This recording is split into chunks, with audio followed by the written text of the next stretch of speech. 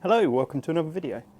So in this video you can see a lot has happened since the last video. So I'm going to cover off how I got to here and everything up to this point. I hope you enjoy the video. The audio quality is going to be going up because I've got a mic, but this is the first time me using it, so I don't know how good the quality will be. But yeah, enjoy the video. Someone mentioned in here, remove the ceilings and the site will be a lot clearer. So I'm going to do that. Should have done that straight away really. But I haven't had flooring everywhere. It's still partial and I've got some of my tools out which are going to get messy, but today's going to be a big knock down the ceilings and clean out everything in preparation for lifting the entire roof off and rebuilding it. Those timbers are just about to be ordered, so me and my friend Tommy, thank you very much Tommy, he came around and helped me calculate everything we need, and it's going to be expensive, not going to lie. There's a couple of the hip timbers up there, 6.5 metre length, so I need to buy some 7 metre 9x2s to replace the 6.5 metre 7B1s, 8B1s. So everything's getting upgraded. C24 around, supposedly around 20% stronger than C16, which is still treated timber, but you just want to upgrade everything. Even though this has stood the test of time, the regulations now a lot more stringent. But yeah, let's get all this down. Got these rooms as well, so hall. The electric's all disconnected. That bedroom, and then also the remnants of the bathroom. But yeah, mask up 100%. It's like, I think it's a P5 dust mask. Just wrap it real tight, because I have a beard, you don't get like a vacuum tight seal, so you just have to do it really, really tight. You end up with all these red marks around your face here. So when you see me in videos, usually I've got like, I don't have the best skin anyway, but usually really red marks all down here just from squidging the mask on. But it's 100% worth it. So this is a setup. Got my P5 dust mask on. And this over the top, just stop any bits of dust getting around. Like a schnud thing. And then hood up underneath the hat. And most importantly, some good music.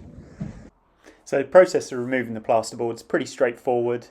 It's just going up above it, knocking everything down, making sure I don't fall and injure myself.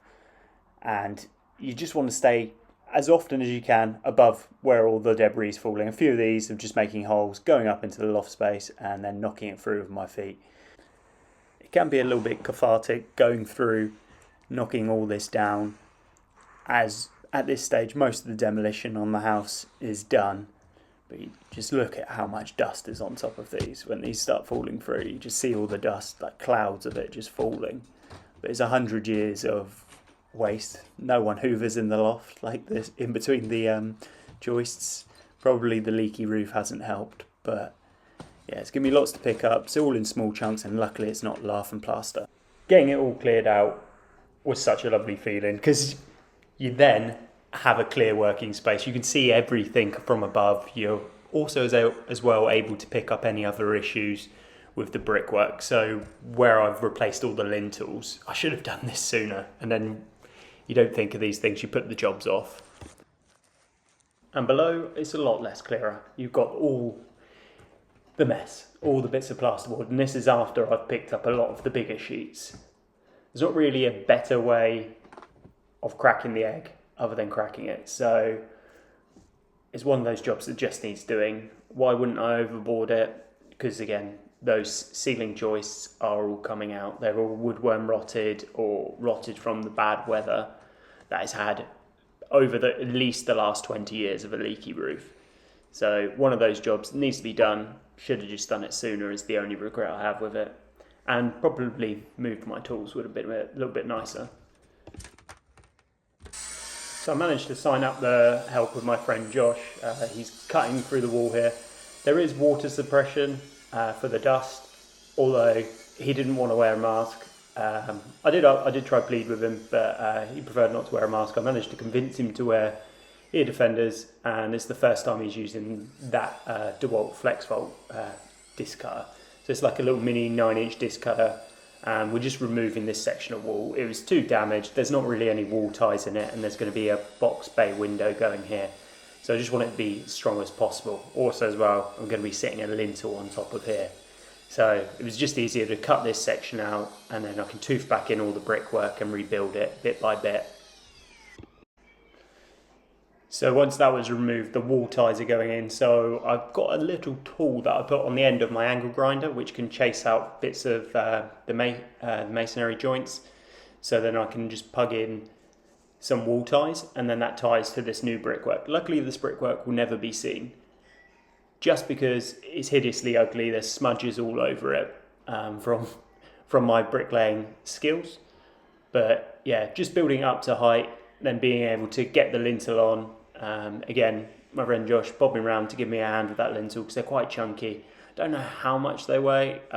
Someone said to me 80 kilos. I don't think they're quite that heavy. I think they're around 50 kilos. But it's more the length of them because they're 3 meters long, and you're trying to lay it on relatively fresh brickwork. But it's just one of those jobs, much easier with 2 people, and he just popped round for 5 minutes to give me a hand with that, which I was super grateful for. And then it's just running in the next course of brickwork. Again, I'm not a bricklayer. This is ugly brickwork. Its goal is to be strong, and it is strong. This is the strongest brickwork that's in this house. So these are like concrete engineering bricks almost. It's just what I had available to me.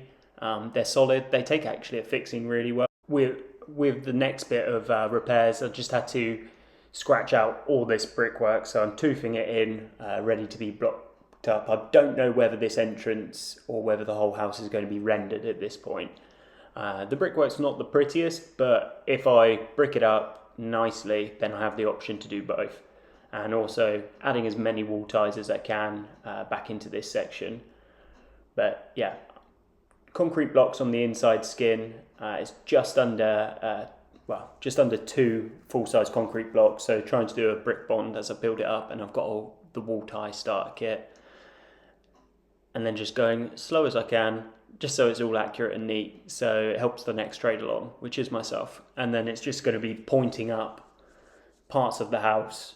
So this section here, you can see I've toothed it all out, and then I've added some wall ties on the other side of this brickwork, and it's just patching it all back in. So I wet it because it's quite dry and dusty. I use my blower to get out all the excess dust from me raking out those mortar joints, and then I'm just plugging it up with a real wet mix so it doesn't go off too quickly and crack.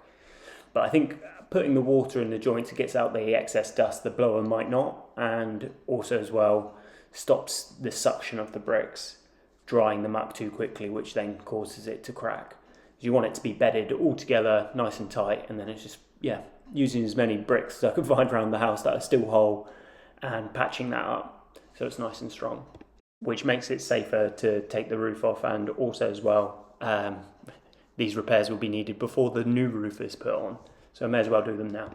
Go above this doorway here as well and interconnect the rest of it up there, so it'll be really strong. Here I've also used a wall tie kit as well. See the very top of it there, the wall tie kit. So you use these ties, these things.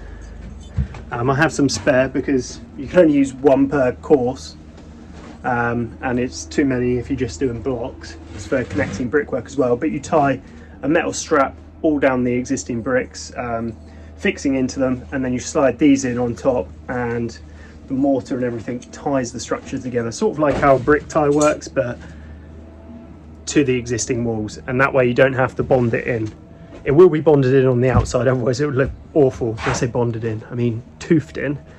It would look awful, but it will give it a lot of strength. And as I'm going, I'm adding wall ties as well in the middle. I am certainly not a bricklayer, but I can lay blocks. Look, I mean, not terrible. It's all right. So what the current plan with this room is, so it comes off the kitchen dining area, comes through this doorway, which I've been doing all this repointing. So I chased these right out, more repointing, and this doorway obviously getting blocked up. I'm flirting with the idea of putting the door here and then just having like a washing machine, tumble dryer, and maybe a little sink, or potentially having a toilet this side, doorway here, going directly out to the garden, because you can see the small little courtyard gardens just out there. Facing an existing window doesn't change any privacy. Just need to change the lintels and everything, and then obviously put in a door, because round the side here it's not the best location, just opens out to nowhere. And I do have the gas main to contend with here, which is going to have a meter on it, and that meter is going to be a box somewhere down here, so it kind of obstructs if you want a door there. And is it the best place to put it? I don't quite know, but that's the current idea. This would be like a utility space with sink, tumble dryer, washing machine. This area, you have to forgive the mess, there's just about to rebuild all this section here. Is going to be kitchen, so probably gas hob somewhere around here, fridge, bit of worktop space, unit on the wall, quite minimalist, and combined with the utility should be a nice little kitchen space. Or another option people keep saying to me is to do a bottom winder staircase, block this off, come up here, go for a full dormer loft conversion. Things to consider with that. So I could do it under permitted development where it's a detached property, but trying to work out the best use of space, trying to work out what someone else would want when I sell it one day. You don't want to do something that's just to your taste and you only live there a couple of years. So yeah, trying to work out that next stage, crucially important, because it's very hard to go back once you fit your kitchen. Get mix on, and then I can get those courses in and tied all into this existing brickwork right the way across. So far, no more barrow mixes, so I have electricity and I can mix up with my cement mixer, which speeds this process up massively. So after 7 weeks of barrow mixing, which is me manually turning the muck with a shovel in the wheelbarrow, I've finally got on a mix with the cement mixer, and it was such a relief. Over a ton has been mixed by hand. This is so much quicker, and I think you get a better muck at the end of it as well, just where it turns for so much longer. Okay, that's those two courses in. Let's do a little weird cut here. But I added a wall tie here, and I'm going to add one here. I'm going to do one more course. I think I've just got about enough bricks to start the course and enough muck. I'm not going to get that in today. That's not up to scratch. That's also mine as well, quite messy. You see all different bricks. These are also, I might add, metric bricks in with imperial, so they are a little bit thinner, as you might see here. Having the slightly thinner bricks isn't an issue where these walls are all to be plastered, and also as well, as mentioned before, it's interior brickwork. So its purpose is to be strong, and these are going to sit the wall plates on, which are then going to support the ceiling joists across the building and tie it all together. So it's time these two lintels come out. So previously there would have been, I guess, bedroom 1 and bedroom 3. But yeah, going to take both these timber lintels out and then replace that section of brickwork. You probably see my t-shirt change halfway through replacing the brickwork because I can't fit it all in today. So I had building control come around, check off all the work. They're actually surprisingly happy, which is rare. No, they're always happy. It's just you got to obviously keep everything up to the regs. You don't have to redo something because you've done it incorrect. But yeah, these timber 4x2s going to be concrete lintels and going to extend the bearing a little bit as well either side. I'll just get these out. So it's two 4x2 lintels strapped together. I say two 4x2 lintels, I mean 2 bits of 4x2 strapped together that make up the lintel.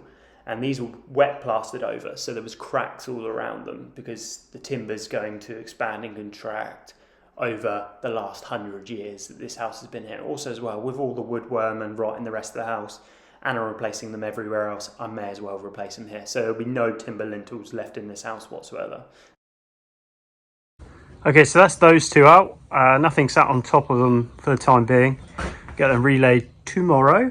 And now gonna do these two. So again, just remove sections either side, so nothing's unsupported. But you can see it's all loose and cracked where the timbers are rotten and moved, and yeah, not great. So needs to come off. And then those are the last two internal lintels. With this soft mortar, I use the recip saw with a masonry blade. The masonry blade and the recip saw is a great combination, especially on this house where it's such soft mortar in between the joints. You're able to just slice it quite precisely and not upset what else is there too much. Also as well, where you're cutting with a straight blade as opposed to a disc cutter which has a long rounded blade, you don't need to overcut, so you don't need to go past your joint as much. So it makes it a lot more precise. It also creates way less dust, way less mess, even if you do have the dust suppression. This has a little motor on it, but it's brushless, so it's not too bad at blowing dust around when you're chopping this out. And then you can do little sections at a time. It's lighter, so you've got it picked up at almost head height here.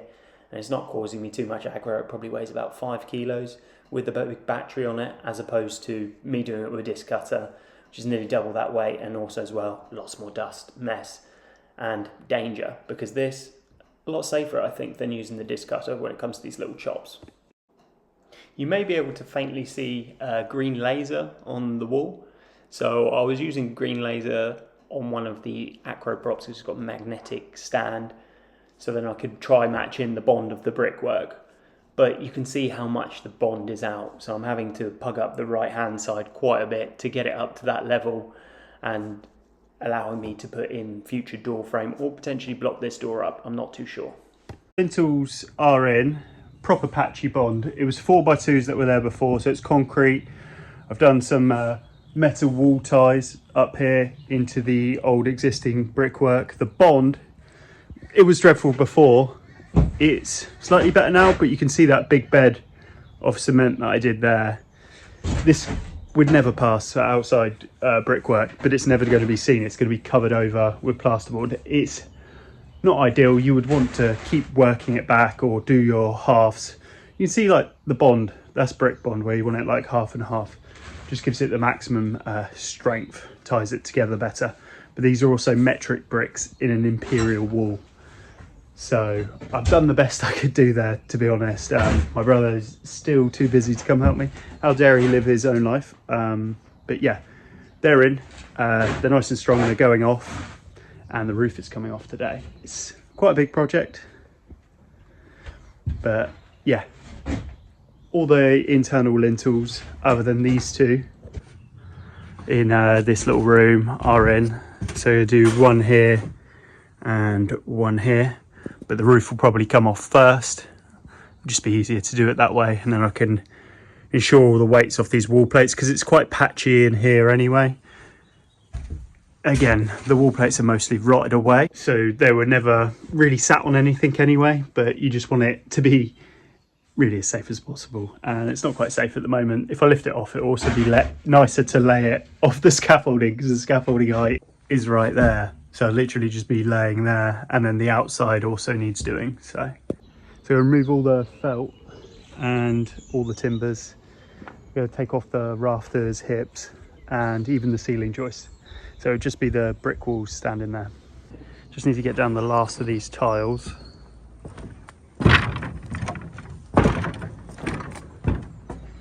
And it can all come down.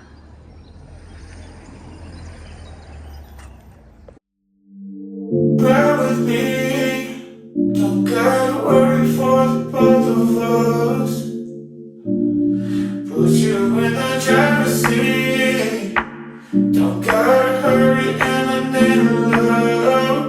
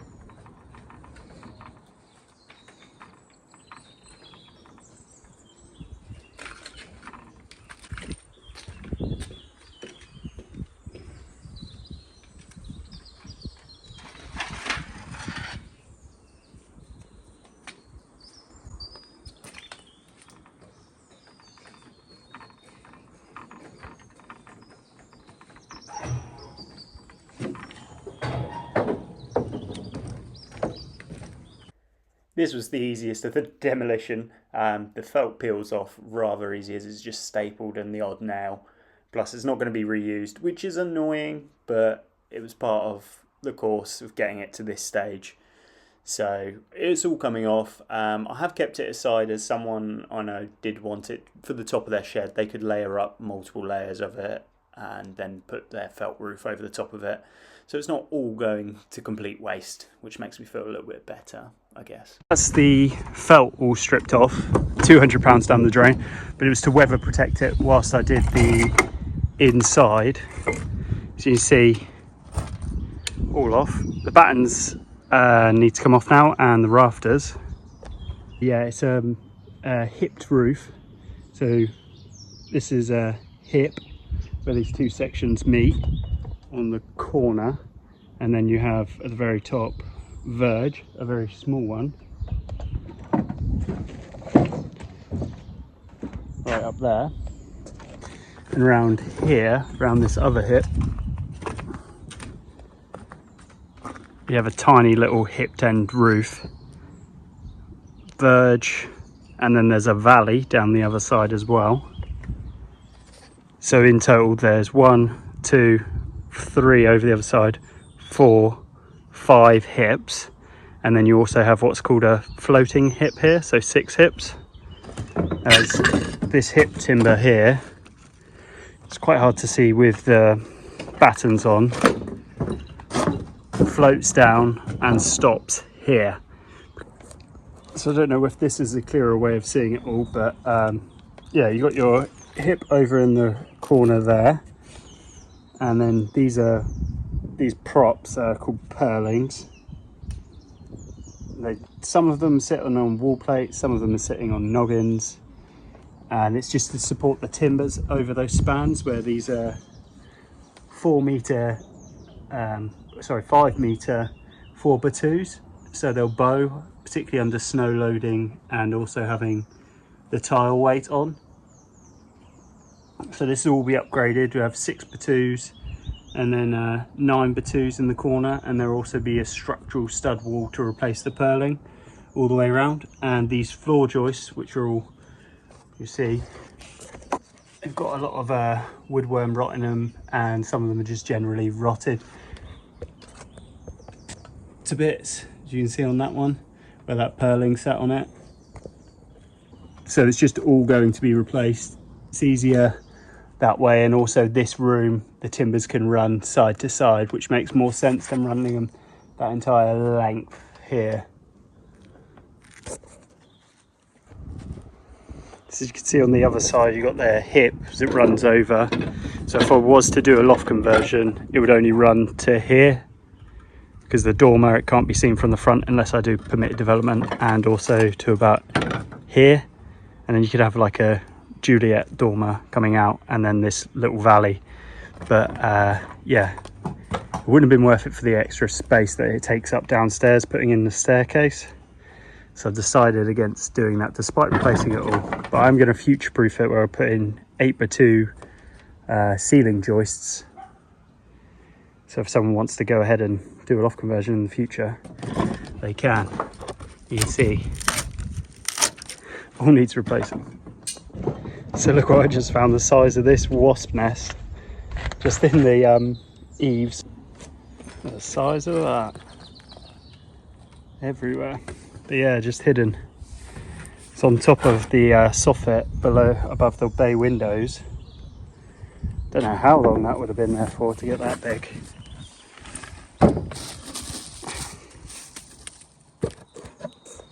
But yeah, just gonna take all this off and go back on time lapse.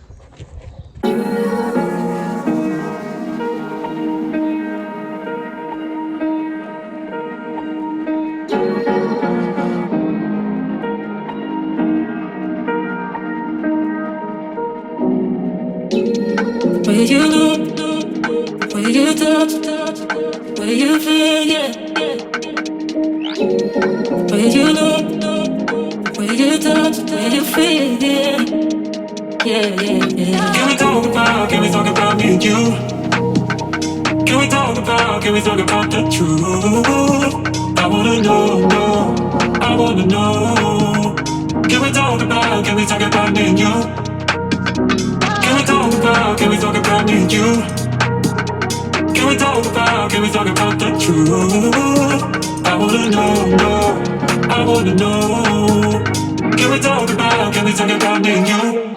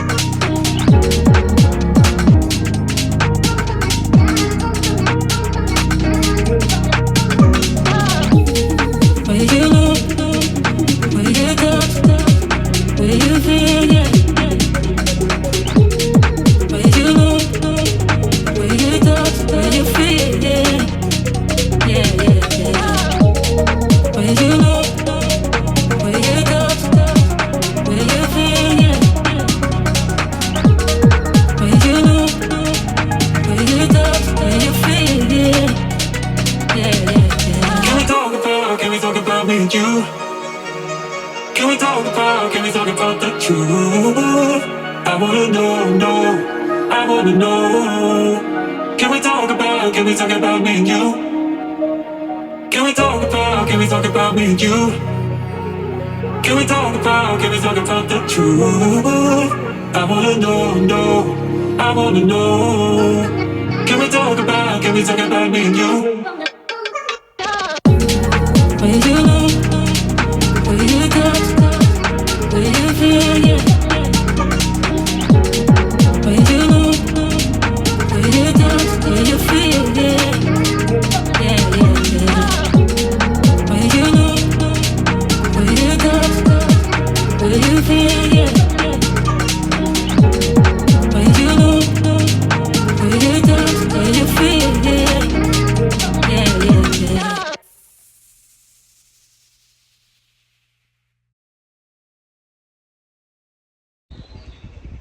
So all the ceiling joists are off as well. It's super exposed at the moment, but I've got 2 weeks of good weather and a massive tidy up is needed tomorrow. Great big pile of timber there.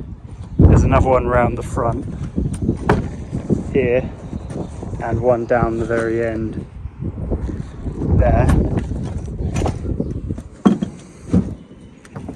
But yeah, next job will be to repair all the walls and the inside skin and add in ties, more ties, and then yeah, sit the wall plates back on. There's close to the scale of the pile of rubble there. Well, I say rubble, timber, quite a few trees worth, and the old timber here. You can just see it's all woodwormed and rotten.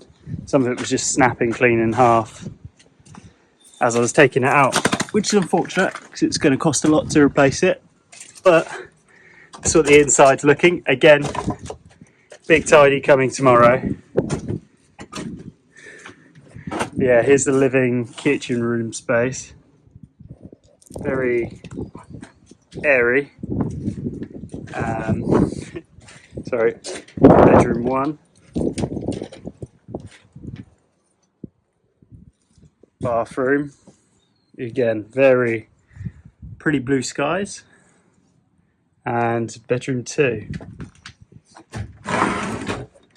But yeah, I'd 0 out of 10 recommend doing this on your own, taking this all off. It's a hell of a lot of work and you can really only do it this time of year because you've got the clear blue skies. But yeah, very filthy job despite even being outside. You can just see how dirty my wrist is there. And yeah, a few slices on my arms and stuff, but that's looking good. That's looking nice and strong. None of it fell down as I was taking the roof off, which is good. I still need to build up top courses, but I can do that from knee height on the scaffolding, which is going to be 1,000 times nicer. Just looking at how dirty I am. Yeah, probably have a hot bath tonight, even though it's been a boiling hot day. Just soak. and then come back to this tomorrow. It's part of the renovation. I need to get rid of all this wood waste. I'm going to try and get as much of it to the tip as possible, as I do live nearby and I can go to the tip on my lunch breaks as I work from home. But there's quite a bit to do. So I'm going to chop it down into lengths and then pile it semi-neatly on the drive, but I'm going to need to get the chop saw out and the extension lead. So chopping it down into nice car lengths so I can get it all into the car. And you can see a few of my neighbours stop by, have a chat, which is always nice. Find out history about the property and tell me a history of the road and everything. It's fascinating, to be honest. But yeah, they're just happy to have the road looking a bit nicer because all the houses down here are pretty pristine, all these bungalows. And it's such a quiet road, I almost feel bad making the noise. But yeah, luckily, where I chopped them all to this length, I had a few people stop by and offer to take some away, as quite a few people these days seem to have log burners.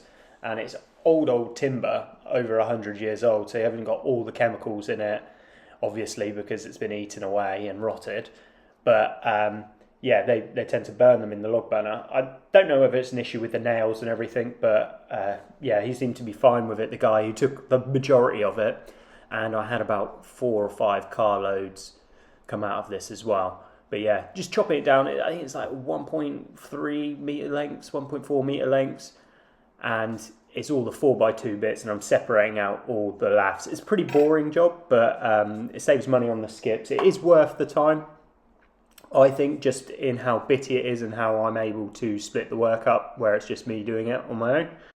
With the obvious other option of burning it, but I don't want to upset people down the road. Lots of people in this time of year particularly, where it's quite sunny, having all their windows open, drying their washing outside. I don't want to get a bad name for myself down the road because I'm already causing a lot of noise. So just keep everyone happy, get rid of the wood waste, take it to the tip. They recycle it anyway. Well, I say recycle it, they burn it for energy.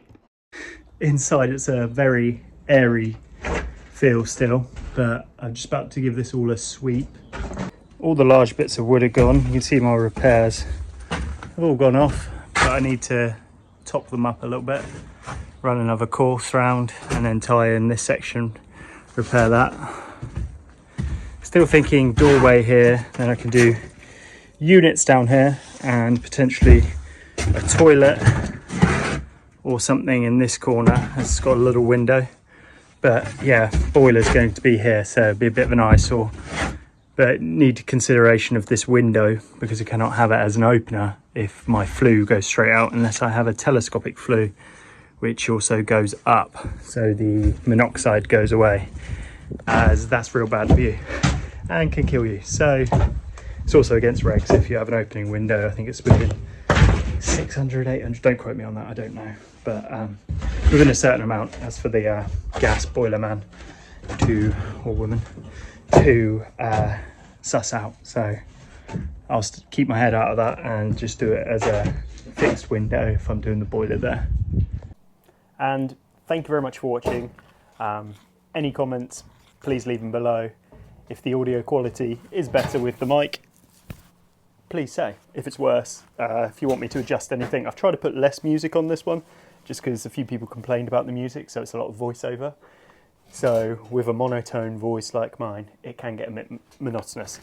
So try and get the balance right. But yeah, hope you enjoyed the video. Until the next one. See you later.